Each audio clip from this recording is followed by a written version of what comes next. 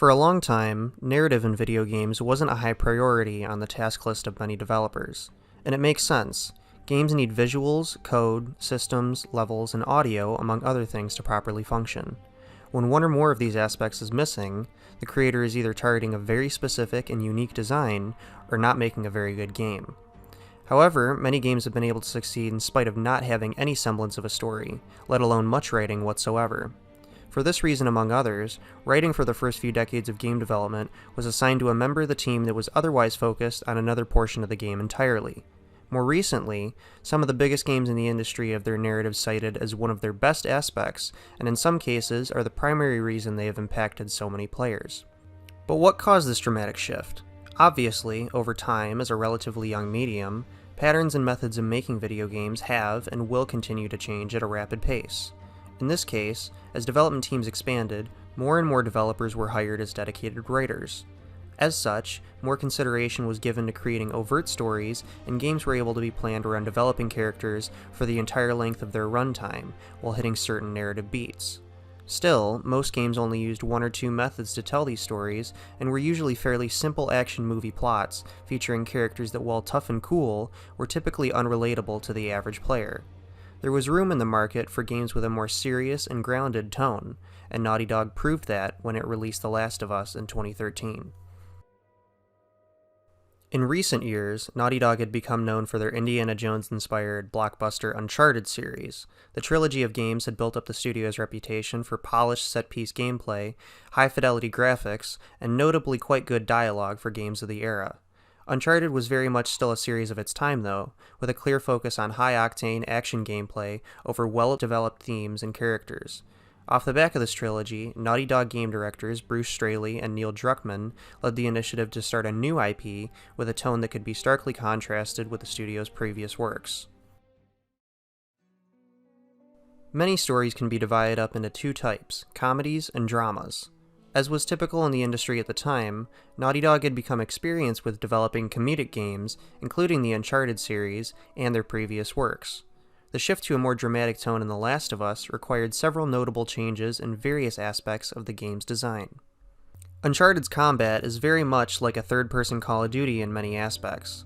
Plentiful ammo, a wide arsenal of weapons, and regenerating health never gives the gameplay a chance to get stale, as players aren't really rewarded for taking a step back and planning out a strategy. This natural notion to tackle enemies head-on connects Nathan's personality with the over-the-top narratives of the games and players' expectations for an average third-person shooter. The Last of Us takes cues from survival horror games, particularly Resident Evil 4, to align the pace of its combat more closely with its harrowing narrative. Ammo is much rarer, and more of an emphasis is placed on melee attacks than in the Uncharted games. Enemies are more frequently encountered in an unaware state, allowing players to use stealth to their advantage to plan their routes throughout an area.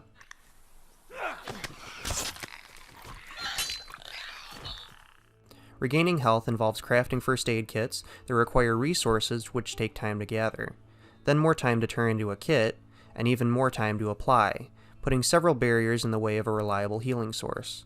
All of these factors contribute to The Last of Us being a much more methodical, slow, and punishing gameplay experience than many other shooters.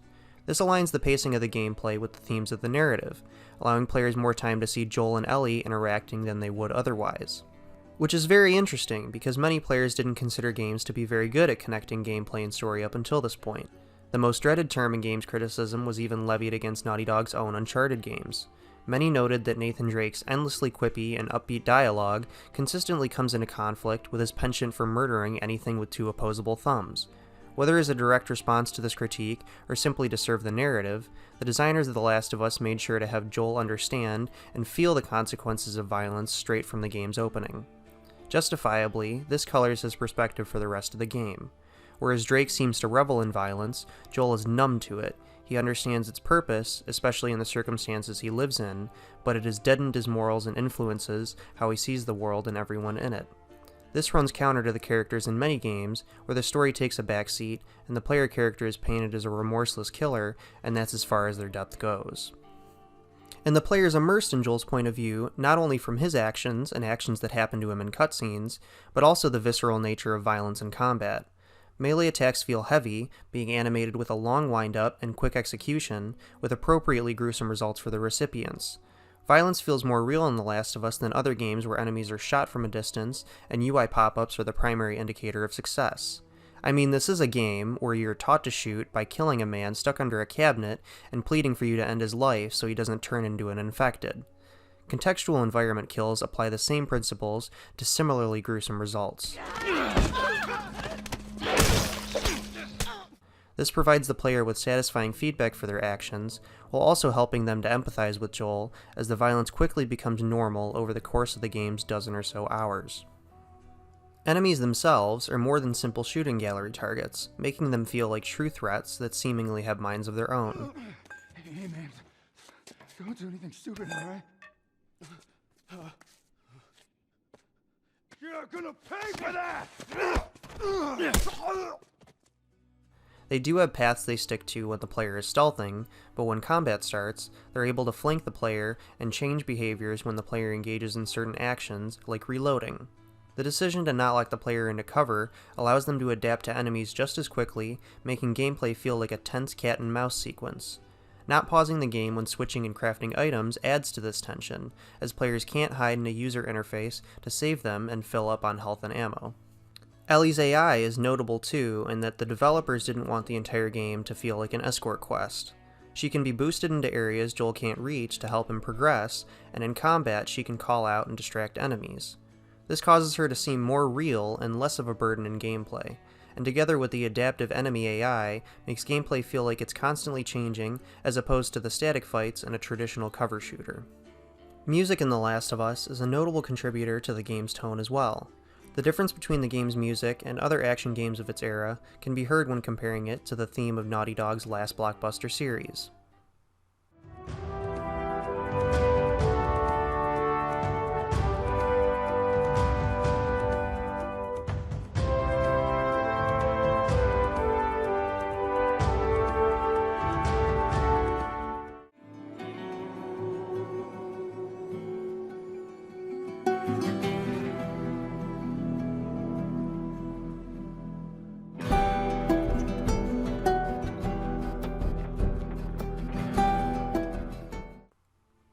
The use of unusual instruments and detuned guitars, in combination with utilizing a variety of rooms to record the audio, allowed the creation of low-key, ominous tones that fit perfectly with the world and narrative of the game.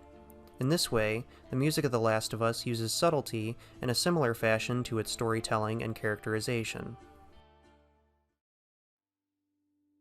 In the first 3 Uncharted games, Nathan Drake embodied the typical character in video game stories at the time: white, male, and generally oblivious to the gameplay around him. Naughty Dog didn't entirely flip the script in The Last of Us, but was able to create a variety of intriguing characters through subtle characterization. Joel and Ellie are constantly teaching each other over the course of the game. Joel, more explicitly, is telling Ellie about the world, how it's changed over time, and the hard choices that need to be made to survive within it. At the same time, Ellie brings back some semblance of Joel's morals and humanity through her childish curiosity and sarcastic nature. This has such an effect on Joel to the point where he potentially sacrifices humanity at the end of the game for her. And this shows more significant character development than is usually seen in games, especially when taking into account where the game starts. The defining moment of Joel's life is something which most video games and other forms of media shy away from displaying, that being violence against and the death of a child, which makes it all the more admirable that The Last of Us shows the event front and center. Players are able to feel Joel's pain even though they just met him and Sarah, because they've already played as both of them, even at this very early stage in the story. This shocking moment is called back to consistently as Joel develops his relationship with Ellie to the point where she becomes something of a surrogate daughter to him. Joel's watch that Sarah gifted to him at the beginning of the game is highlighted multiple times through dialogue and Joel touching it in cutscenes. He hardly references her directly, and this allows the player to interpret his feelings without needing to be pandered to. Got it. It's a dumb teen movie. Who dragged you to see it then? I don't know. Let's just stay focused, all right? All right. When Joel's daughter is finally explicitly brought up after the game's intro, it makes for a very tense and emotionally powerful scene between him and Ellie. The use of tact and subtlety when approaching this subject makes Joel and Ellie's relationship feel all the more strong and important because of what is left unsaid. Not her, you know. What? Maria told me about Sarah. Ellie? And You are treading on some mighty thin ice here. It should also be noted that even though Ellie isn't the player character for most of the game, the developers intended for her to be a co-lead protagonist alongside Joel. Giving her the central role in the narrative and making her AI feel helpful goes a long way towards getting the player to care for her in the same way that Joel does. Idle animations that change depending on her mood at certain points in the story also contribute to her seeming lifelike. This is way more attention and development than was typically put into female characters at the time, placing her on an equal footing with Joel, even letting the player step into her shoes in the winter section, and it was an important step towards normalizing a priority to stray away from creating more generic protagonists. Depiction of gay characters is another concept that not just games, but all forms of media struggle with. In many cases, a character's sexuality becomes their defining trait, making them feel more like a stereotype. The Last of Us takes an interesting approach by presenting homosexuality with subtlety through the character of Bill. In fact, it's one of the last things you'll learn about the character towards the end of his level, where it's hinted at through a collectible note. By this point, Bill has already been defined as a resourceful, hard-nosed person that isn't afraid of roughing it on his own. It feels more realistic that these characteristics would be displayed explicitly through his conversation and actions, whereas his sexuality is only mentioned briefly in a private letter. Figured you should have it. Well, that's how you feel. Well, fuck you too, Frank. Fucking idiot. It's a remarkable use of narrative pacing and structure to take a subject that isn't typically handled with much tact to further develop a character and make them feel as if they could be a real person. Other characters are more developed than would be expected in other games too. Henry and Sam aren't simply another pair of survivors that Ellie and Joel meet on their journey, but have their own desires and struggles.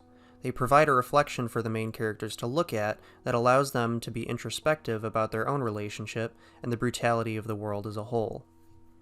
David, who players might have expected to be a stock human antagonist to shake things up, ends up having reasonable motivations for his despicable actions.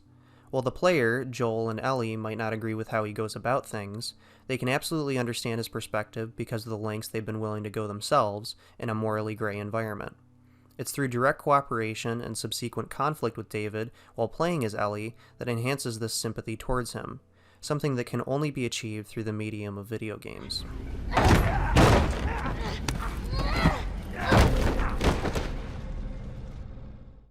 Mediums of entertainment can largely be defined by how they're perceived by the senses. For example, music engages the listener primarily through audio. Books are another singularly focused medium that emphasizes visuals. Film combines both visuals and audio to create an entirely different experience.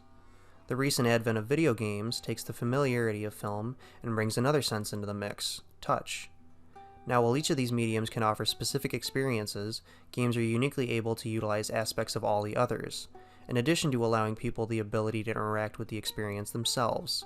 This allows them to have a vast potential in the ways they can engage the player, and storytelling is no exception. The Last of Us uses aspects from each medium to contribute to its narrative. I've already spoke about the dramatic influence that music has in the game. Combined with the deep thud of melee attacks and piercing screech of clickers, the audio in the game creates a tense atmosphere that draws the player in and supports the game's dark tone.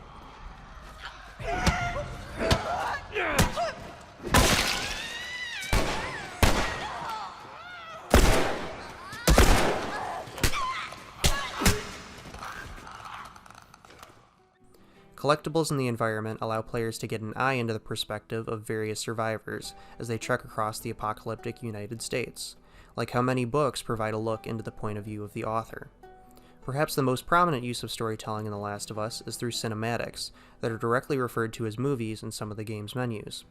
Bridging the gap between film and games are moments where the player can utilize their control of the camera to notice environmental art and optional conversations that can enhance their immersion and further develop Joel and Ellie's relationship.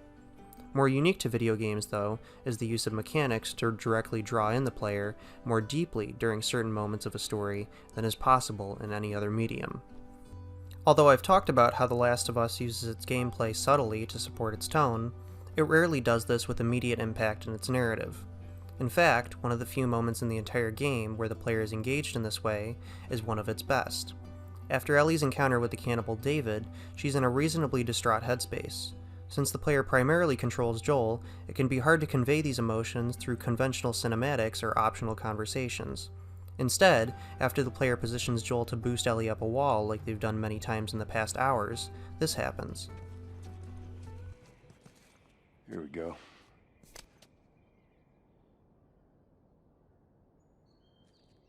Ellie? Ellie? What? The ladder. Come on. Right. The subversion of not having Ellie immediately respond to the player's action makes her feel less like an AI and more like a real being with actual feelings.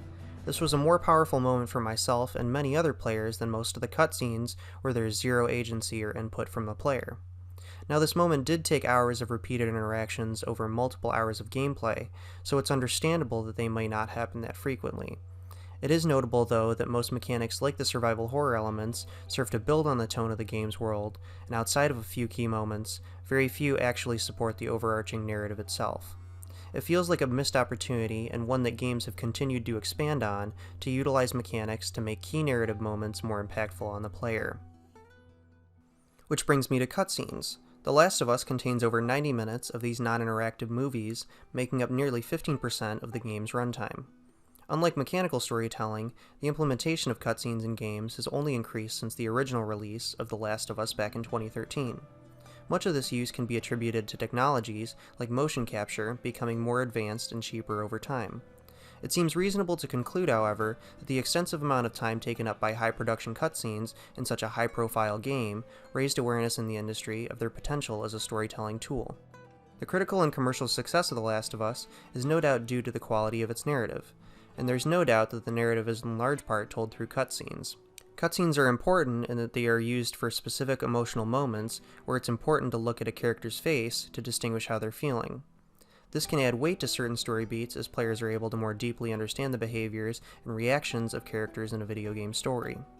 Ultimately, despite its reliance on non-interactive storytelling, The Last of Us was able to mold a narrative in the minds of players that has stood the test of time.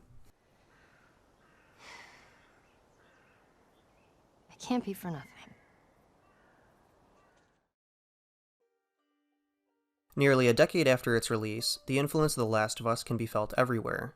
The release of its sequel, a television adaptation on HBO, and the potential of a future multiplayer game have resulted in the biggest franchise in Naughty Dog's and perhaps all of PlayStation's history. This success can be no doubt attributed to the strength of the game's narrative and how it changed the landscape of the medium that it was released in. Many games have been directly inspired by the story of Joel and Ellie, with the Plague Tale series and the Norse God of War duology being the highest profile. More studios have developed titles that feature female characters in lead roles in the wake of the game's release. Still more strive to evoke complex emotions from the player and utilize themes in their narratives that can be analyzed along the same lines as those in pieces of literature and cinema. It can be difficult to quantify the full significance of The Last of Us on storytelling in video games. Without a doubt, though, it would be strange to talk about the history of narrative development in games without delving into the cross-country odyssey of Joel and Ellie.